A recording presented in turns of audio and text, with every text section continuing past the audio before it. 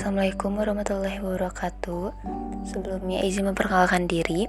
Saya Intan Trisnawati dengan NPM 031.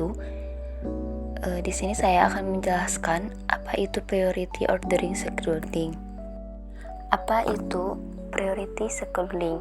Priority ordering scheduling atau penjadwalan prioritas adalah metode yang digunakan dalam sistem operasi komputer dan sistem manajemen tugas untuk menentukan urutan pelaksanaan tugas berdasarkan tingkat prioritasnya. Setiap tugas diberi nilai prioritas dan tugas dengan prioritas tertinggi dijalankan terlebih dahulu. Bagaimana cara kerja priority scheduling? Dalam penjadwalan prioritas, tugas diberi tingkat prioritas berdasarkan kepentingan atau urgensinya.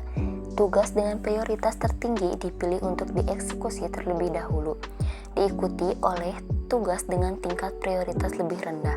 Jika dua tugas memiliki tingkat prioritas yang sama, algoritma penjadwalan dapat menggunakan kriteria tambahan seperti urutan penerimaan tugas untuk menentukan urutan eksekusi.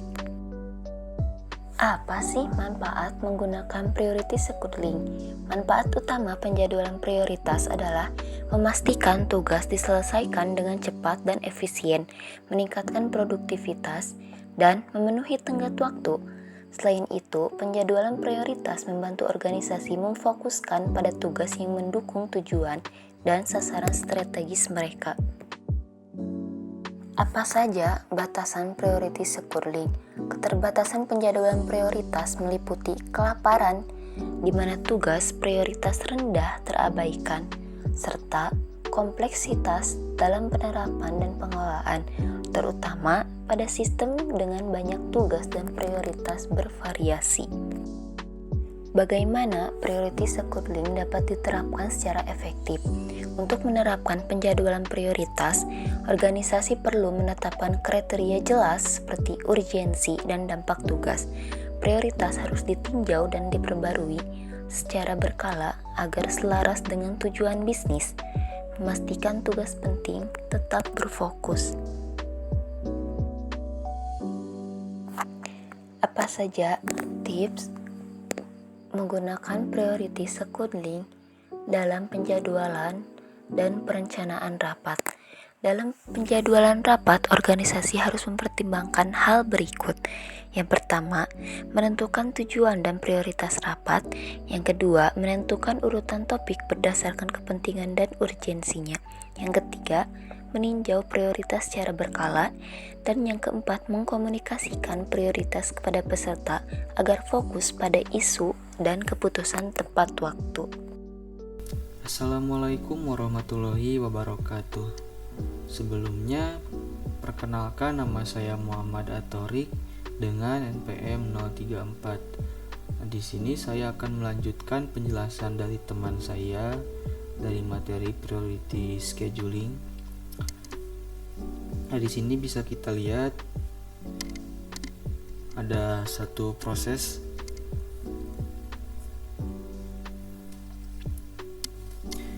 Nah, di proses pertama ini mempunyai runtime 0, burst time 10, dan priority 3. Nah, karena di detik pertama itu sampai detik kedua itu belum ada proses yang masuk. Nah, di detik ketiga baru ada proses kedua yang masuk. Nah, di proses kedua ini, P2 ini mempunyai runtime 3, burst time 3, dan priority 1. Nah, karena di sini priority proses kedua itu lebih diprioritaskan daripada proses pertama, jadi proses pertama itu dihentikan. Lanjut dengan proses kedua. Nah, di proses kedua ini karena mempunyai burst time 3, maka di detik keempat itu belum ada proses yang masuk. Nah, baru di detik kelima baru ada proses yang masuk, yaitu proses ketiga. Nah, di proses ketiga ini karena prioritinya 2, jadi lebih dahulukan proses kedua dulu karena prioritinya 1. Nah, Nah, setelah proses kedua selesai dengan burst time 3, baru proses ketiga itu dijalankan. Nah, karena proses ketiga ini lagi-lagi lebih diutamakan dari proses pertama, jadi proses ketiga lebih dahulukan.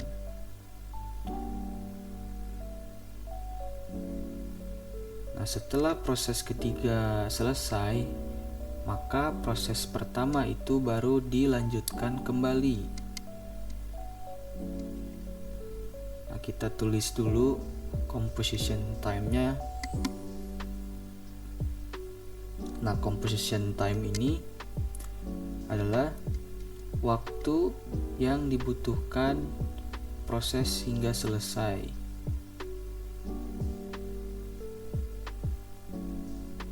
Proses pertama 17, proses kedua 6, dan proses ketiga 10. Selanjutnya kita akan mencari TAT, yaitu turnaround time, dengan rumus CT dikurang AT. Nah, turnaround time ini adalah proses yang dibutuhkan dari awal sampai akhir dari setiap proses. Nah, bisa diketahui proses pertama 17, proses kedua 3, dan proses ketiga itu 5. Nah, setelah turnaround time, kita akan mencari WT, yaitu waiting time, dengan rumus WT sama dengan TAT dikurang BT, yaitu menghasilkan proses pertama 7, proses kedua 0, dan proses ketiga 1. Nah, karena TAT dan waiting time-nya sudah diketahui, kita bisa melihat rata-rata dari TAT dan WT. Dihasilkan TAT rata-ratanya 8,33 dan WT itu mempunyai rata-rata 2,67. Nah, mungkin segitu saja penjelasan dari saya. Mohon maaf bila ada kesalahan. Wassalamualaikum warahmatullahi wabarakatuh.